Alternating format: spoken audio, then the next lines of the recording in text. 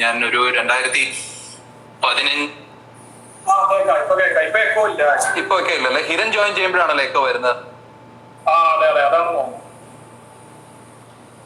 ഒരുപാട് followers ഉള്ളതുകൊണ്ടാണോ KDK അക്കൗണ്ടിൽ നിന്ന് ജോയിൻ ചെയ്യുമ്പോഴത്തെ വല്ല പ്രശ്നമാണോ? ഞാനതിൽ ഒന്ന് കട്ട് ചെയ്തിട്ട് ഹിരൺ ജോയിൻ വരെ നോക്കാം. ശരി നോക്കട്ടെ.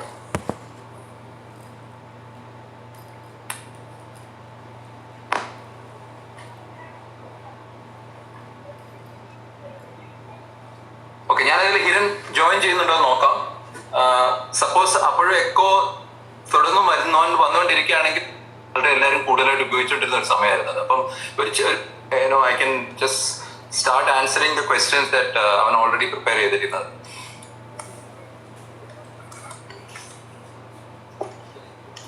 Really sorry for this. We should have tried this before. Okay, ഇപ്പൊ പ്രശ്നമില്ല അല്ലേ?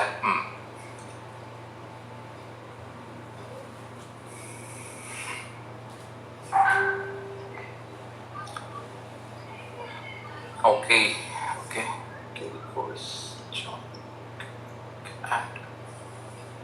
ഓക്കെ ആണ്. ഏതായാലും നോക്കാം. ഹിരനെ ഇപ്പൊ ആഡ് ചെയ്തിട്ടുണ്ട്. വന്നതിന് ശേഷം നോക്കാം. ഇപ്പൊ എന്താ അവസ്ഥ? ഇപ്പോ നീ ജോയിൻ ചെയ്ത ഉടനെ എക്കോ വന്നിട്ട് ഞാൻ വരുമ്പോഴാണ് എക്കോ. അനൂപ് ഇപ്പൊ വന്നു. അപ്പൊ പ്രശ്നമില്ലായിരുന്നു. എന്നാ അനൂപിനെ കൊണ്ട് ചെയ്യിപ്പിക്കും. അപ്പൊ ശരി, ബൈ. ബൈ.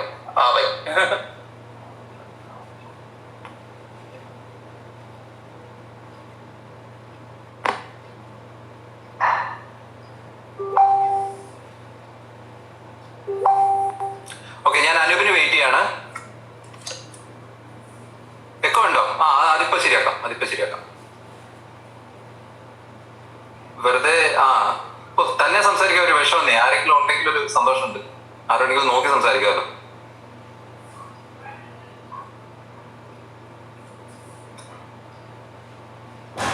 ഓക്കെ,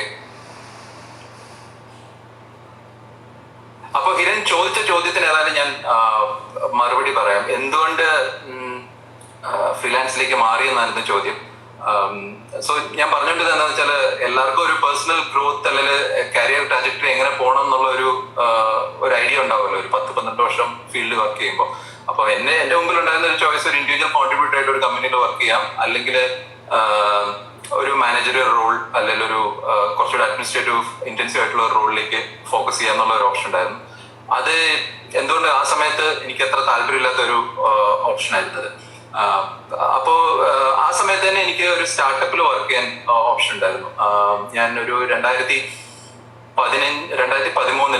ഒരു ബാംഗ്ലൂർ ബേസ്ഡ് ആയിട്ടുള്ള ഒരു വളരെ യങ് ആയിട്ടുള്ള ഒരു സ്റ്റാർട്ടപ്പിൽ എനിക്ക് വർക്ക് ചെയ്യാൻ അവസരം കിട്ടി. അപ്പം പക്ഷെ അപ്പോഴും ഞാൻ ചെന്നൈയിലാണ് വർക്ക് ചെയ്തുകൊണ്ടിരുന്നത്. അപ്പൊ എനിക്ക് ചെന്നൈയിലായിരുന്നു സെറ്റിൽഡ്. അപ്പൊ അവിടുന്ന് ബാംഗ്ലൂരിലേക്ക് മൂവ് ചെയ്യുക എന്നുള്ള ഒരു ഓപ്ഷൻ അല്ലായിരുന്നു എനിക്ക് ആ സമയത്ത്. ഫാമിലി ഒക്കെ ഉണ്ടായിരുന്നു. അപ്പം റീസെറ്റിൽ ചെയ്യാന്നുള്ള ഒരു ഓപ്ഷൻ അല്ലായിരുന്നു. അപ്പോ പക്ഷെ ആ company was open to working remotely. അപ്പൊ ഞാൻ വീട്ടിലിരുന്ന് വർക്ക് ചെയ്തു. ഒരു 4 വർഷത്തോളം ഞാൻ അവരുടെ വീട്ടിലിരുന്ന് വർക്ക് ചെയ്തു. ഇൻഡിപെൻഡന്റ് ആയിട്ട് പ്രോജക്ട് ഹാൻഡിൽ ചെയ്തു. കൊളാബറേറ്റീവ് ടൂൾസ് ഉണ്ടായിരുന്നു, സ്ലാക്ക്, ഹിപ്ചാറ്റ്, ട്രെല്ലോ. അപ്പൊ അങ്ങനത്തെയൊക്കെ ടൂൾസ് ഒക്കെ വളരെ എല്ലാവരും കൂടുതലായിട്ട് ഉപയോഗിച്ചുകൊണ്ടിരുന്ന ഒരു സമയമായിരുന്നു അത്. അപ്പം ഒരു 10-15 പേരുള്ള ഒരു കമ്പനിയിൽ ഒരു 3-4 ഡെവലപ്പേഴ്സിന്റെ കൂടെ വളരെ അജൈൽ ആയിട്ടുള്ള ഒരു എൻവയോൺമെന്റിൽ റിമോട്ട് ആയിട്ട് വർക്ക് ചെയ്യാൻ പറ്റും എന്നുള്ളത് ഒരു 4 കൊല്ലത്തിനകം എനിക്ക് മനസ്സിലായി. As long as communication channels ഒക്കെ പ്രോപ്പറായിട്ട് എസ്റ്റാബ്ലിഷ് ചെയ്ത് കഴിഞ്ഞാൽ. അപ്പോ പറ്റും. ഞാൻ Anoop is not joining, so let me just... Okay, anyway, I'll continue. അപ്പോൾ അങ്ങനെ ഒരു ഓപ്ഷൻ ഉണ്ട്. അപ്പം ആ കമ്പനിയിൽ നിന്ന് ഞാൻ ക്വിറ്റ് ചെയ്യാനുള്ള സമയമായപ്പോഴേക്കും ഞാൻ റീകൺസിഡർ ചെയ്യാൻ തുടങ്ങി. ഇനി ഒരു പുതിയ കമ്പനിയിൽ ജോയിൻ ചെയ്യണോ അതോ തന്നെ വർക്ക് ചെയ്യുമ്പോഴത്തേക്കും ഒരുപാട് ഫ്ലെക്സിബിലിറ്റി ഉണ്ട്. ഞാൻ 4 വർഷം കൊണ്ട് പല ഹാറ്റുകൾ മാറി വർക്ക് ചെയ്തു. ഞാൻ തന്നെ ചില സമയത്ത് ഫ്രണ്ട് എൻഡ് കോഡ് ചെയ്യുന്നുണ്ടായിരുന്നു, ഡിസൈൻ ചെയ്യുന്നുണ്ടായിരുന്നു, പ്രോഡക്റ്റ് ഡെഫിനേഷൻ ചെയ്യുന്നുണ്ടായിരുന്നു. അപ്പം ഒരു സ്പെസിഫിക് റോളിൽ മാത്രം ഒതുങ്ങി ജോലി ചെയ്യുന്നതിലും കൂടുതൽ ഒരു ഫ്രീലാൻസറായി വർക്ക് ചെയ്യുമ്പോൾ അത് ഒരു സ്റ്റാർട്ടപ്പിൽ വർക്ക് ചെയ്യുമ്പോൾ കുറെ കൂടെ ഫ്ലെക്സിബിലിറ്റി ഉണ്ടായിരുന്നായിട്ട് തോന്നി. അപ്പൊ ആ സമയത്താണ് എനിക്ക് ഫ്രീലാൻസറായിട്ട് എന്തുകൊണ്ട് കണ്ടിന്യൂ ചെയ്യാൻ പറ്റിക്കൂടാ എന്നുള്ള ആലോചന വന്നത്. പിന്നീട് അങ്ങനെയാണ് എന്താ പറയാ ആ ഒരു ഡിസിഷനിൽ എത്തിയത്. അപ്പൊ തന്നെയല്ല ഇൻഡിവിജ്വൽ കോൺട്രിബ്യൂഷൻ ചെയ്യാൻ പറ്റും, അറ്റ് ദ സെയിം ടൈം ചെറിയ തോതിലുള്ള മാനേജറിയൽ വർക്ക് ചെയ്യാനായിട്ടും പറ്റും. ബട്ട് കൂടുതൽ എന്റെ പ്രിഫറൻസ് ഇതായിരുന്നു. ഇൻഡിവിജ്വലി ഒരു ഡിസൈനറായിട്ട് കൂടുതലും ഒരു ഇമ്പാക്ട്ഫുൾ ആയിട്ടുള്ള ഒരു പ്രോഡക്റ്റിൽ വർക്ക് ചെയ്യാൻ പറ്റുക എന്നുള്ള ഒരു ഓപ്ഷൻ ആയിരുന്നു എന്റെ മുമ്പിൽ ഉണ്ടായിരുന്നു. Hope that answers the question. രണ്ടാമത് ഹിരൺ ചോദിച്ചത്, ഈ ചോദ്യങ്ങളൊക്കെ എനിക്ക് ആദ്യമേ അവൻ അയച്ചു തരുന്നത് കേട്ടോ, അതുകൊണ്ടാണ് ഇപ്പൊ ഓർത്ത് പറയാൻ പറ്റുന്നത്. രണ്ടാമത് അവൻ ചോദിച്ചത് എങ്ങനെയാണ് ക്ലയൻസിനെ എസ്റ്റാബ്ലിഷ് ചെയ്യുക, ഒരു തുടക്കക്കാരൻ എന്നുള്ള രീതിയിൽ എങ്ങനെ ക്ലയന്റിനെ അപ്രോച്ച് ചെയ്യുന്നു, പോർട്ട്ഫോളിയോ എങ്ങനെ ഉണ്ടാക്കുന്നു, ഫ്രീലാൻസ് എന്നുള്ള മോഡൽ അത് എങ്ങനെയാണ് നടക്കുന്നത് എന്നാണ് അവൻ ചോദിച്ചിരുന്നത്. ഇതില് ഓക്കെ, ഫ്രീലാൻസിംഗ് എന്നുള്ള പല രീതിയിലുണ്ട്. എന്റെ ഒരു നേച്ചർ ഓഫ് വർക്ക് എന്ന് പറഞ്ഞാൽ ഇറ്റ്സ് എ കൺസൾട്ടൻസി ബേസ്. അപ്പൊ ഫ്രീലാൻസർ എന്ന് പറഞ്ഞാൽ പൊതുവെ നമ്മുടെ ഗ്രാഫിക് ഡിസൈൻ അല്ലെങ്കിൽ visual communication communication design illustration in general എന്താന്ന് വെച്ചാൽ ഒരു ചെറിയ ഷോർട്ട് ടേം പീരീഡിൽ ഒരു ചെറിയ പ്രോജക്റ്റ് നമ്മൾ ചെയ്തു കൊടുക്കുന്നു, അതിനുള്ള റെമ്യൂണറേഷൻ നമ്മൾ വാങ്ങിക്കുന്നു, പിന്നീട് അടുത്ത ക്ലയന്റിലേക്ക് മൂവ് ചെയ്യുന്നു, അല്ലെങ്കിൽ ആ ക്ലയന്റ് തന്നെ കണ്ടിന്യൂസ് ആയിട്ട് നമുക്ക് പ്രോജക്റ്റ് തന്നുകൊണ്ടിരിക്കുന്നു. പക്ഷെ ഞാൻ ചെയ്തുകൊണ്ടിരിക്കുന്ന അല്ലെങ്കിൽ യൂസർ എക്സ്പീരിയൻസ് ഡിസൈൻ എന്ന് പറയുന്നത്, എസ്പെഷ്യലി സോഫ്റ്റ്വെയർ യൂസർ എക്സ്പീരിയൻസ് ഡിസൈനിൽ ഇങ്ങനെ ഒരു ഷോർട്ട് ടേം പ്രോഡക്റ്റ് നടക്കില്ല, ഷോർട്ട് ടേം എൻഗേജ്മെന്റ് നടക്കും, പക്ഷെ അത് അത്ര ഫ്രൂട്ട്ഫുൾ ആയിരിക്കില്ല. കാരണം എസ്പെഷ്യലി നമ്മളൊരു സ്റ്റാർട്ടപ്പിനോട് വർക്ക് ചെയ്യുമ്പോഴത്തേനും ഒരു പ്രോഡക്റ്റിന്റെ ഡെഫിനിഷൻ ഒരിക്കലും ഒരു കംപ്ലീറ്റ് ആയിരിക്കില്ല ഒരു അവസരത്തിലും. നമ്മൾ ഏറ്റവും മിനിമൽ ആയിട്ടുള്ള ഒരു മിനിമം വയബിൾ പ്രോഡക്റ്റ് വെളിയിൽ മാർക്കറ്റിൽ ഇറക്കുന്നു, അതിന്റെ മുകളിൽ ഫീഡ്ബാക്ക് ശേഖരിക്കുന്നു, അതിനെ ഇമ്പ്രൂവ് ചെയ്യാൻ നോക്കുന്നു, അതിന് പ്രോപ്പർ ബിസിനസ് ഫിറ്റ് ഉണ്ടോ എന്ന് നോക്കുന്നു. അപ്പൊ ഇതൊരു ഐറ്ററേറ്റീവ് പ്രോസസ്സാണ്. ഡിസൈൻ ഒരിക്കലും ഒരു കംപ്ലീറ്റഡ് സ്റ്റേജിലേക്ക് പോകുന്നില്ല. സോ അതുകൊണ്ട് തന്നെ ഒരു ഷോർട്ട് ടേം എൻഗേജ്മെന്റ് അല്ല ഇവിടെ ഉണ്ടാകുന്നത്. അപ്പൊ എനിക്ക് കൂടുതലും താല്പര്യം ഒരു ലോങ്ങർ ടേം എൻഗേജ്മെന്റിലാണ് താല്പര്യം. ഒരു മിനിമം 4 മാസം അല്ലെങ്കിൽ ഒരു 6 മാസം ആ ഒരു ടൈം ഫ്രെയിമിലുള്ള എൻഗേജ്മെന്റ് മാത്രമേ എന്നെ പുറത്താക്കി നീരൻ പറയുന്നു, ആ ഒരു ടൈം ഫ്രെയിമിലുള്ള പ്രോജക്റ്റുകൾ മാത്രമേ ഞാൻ ശ്രദ്ധിക്കുന്നുണ്ടായിരുന്നുള്ളൂ. അപ്പം ഇങ്ങനത്തെ ഒരു പ്രോജക്റ്റുകൾ നമ്മൾ ജോയിൻ ചെയ്യുമ്പോൾ നമ്മുടെ പോർട്ട്ഫോളിയോ എന്ന് പറയുന്നത് പലപ്പോഴും ഒരു ടിപ്പിക്കൽ, ഇത് എന്റെ ഒരു അഭിപ്രായമാണ്, ഇത് എല്ലാവർക്കും യൂണിവേഴ്സിറ്റി ശരിയായിക്കൊള്ളണമെന്നില്ല. അപ്പം പലപ്പോഴും നമ്മൾ ചെറിയ സ്റ്റാർട്ടപ്പുകളിൽ വർക്ക് ചെയ്യുമ്പോൾ 5-10 പേരുടെ കൂടെ വളരെ ക്ലോസ് ആയിട്ട് വർക്ക് ചെയ്യുന്ന ഒരു അവസരം വരുമ്പോൾ നമ്മൾ കൂടുതലും നോക്കേണ്ടത് പേഴ്സണൽ റിലേഷൻഷിപ്പ് എങ്ങനെ ബിൽഡ് ചെയ്യാൻ പറ്റുന്നുള്ളത്. കുറേയേറെ ട്രസ്റ്റ് വേണം, ബിക്കോസ് നമ്മൾ റിമോട്ട്ലി വർക്ക് ചെയ്യാണ്, ഓണർഷിപ്പ് വേണം പലപ്പോഴും പല കാര്യങ്ങൾക്കും. അപ്പം ഇതൊക്കെ എസ്റ്റാബ്ലിഷ് ചെയ്യാനായിട്ട് പോർട്ട്ഫോളിയോയിനേക്കാളും കൂടുതൽ എന്താ പറയുക, നമ്മുടെ ക്രെഡിബിലിറ്റിയാണ് നമ്മൾ എസ്റ്റാബ്ലിഷ് ചെയ്തത് ആദ്യമേ തന്നെ. ഞാൻ തുടക്കത്തിൽ ഒരു ബേസ് ആയിട്ട് എന്തോ ഒരു പോർട്ട്ഫോളിയോ ഉണ്ടാക്കിയെന്നല്ലാണ്ട് അതും വളരെ സ്പെസിഫിക് യൂസർ എക്സ്പീരിയൻസ് ഉള്ള മേഖലയിലുള്ള പോർട്ട്ഫോളിയോ അല്ലായിരുന്നു. ഒരു ഭയങ്കര ഒരു വിഷ്വലി അപ്പീലിംഗ് ആയിട്ടുള്ള ഒരു പോർട്ട്ഫോളിയോ എനിക്ക് ഇതുവരെ ഇല്ല. ഉണ്ടാക്കണമെന്ന് ആഗ്രഹമില്ലാഞ്ഞിട്ടല്ല, അതിനുള്ള സമയമോ അല്ലെങ്കിൽ അതിനുള്ള ഒരു എന്താ പറയുക മൈൻഡ് സ്പേസോ അതിനായിട്ട് മാറ്റിവെക്കാൻ ഇതുവരെ പറ്റിയിട്ടില്ല. അപ്പൊ കൂടുതലും ഞാൻ ചെയ്യാറായിട്ടുള്ളത് എന്റെ വർക്കുകളുടെ ഇൻസ്റ്റൻസ് പലയിടത്തായിട്ടുണ്ടാവും, ഓൺലൈനിലുണ്ടാവും. അപ്പൊ ഞാൻ കൂടുതലും ഡ്രാഫ്റ്റ് കമ്മ്യൂണിക്കേറ്റ് ചെയ്യുമ്പോൾ പലപ്പോഴും ആ പ്രോജക്റ്റുകളുടെ ഇന്ന ഭാഗത്താണ് ഞാൻ വർക്ക് ചെയ്തത്, അതിൽ എന്റെ ലേണിങ്സ് ഇതൊക്കെയാണെന്നുള്ളത് ക്ലയന്റിനെ ഞാൻ ക്ലയന്റിനോട് പല രീതിയിൽ ഇനിഷ്യൽ ഡിസ്കഷനിലോ അല്ലെങ്കിൽ തുടർച്ചയായിട്ടുള്ള ഇമെയിൽ കമ്മ്യൂണിക്കേഷനുകളിലോ അത് എസ്റ്റാബ്ലിഷ് ചെയ്യാൻ ശ്രമിക്കാറുണ്ട്.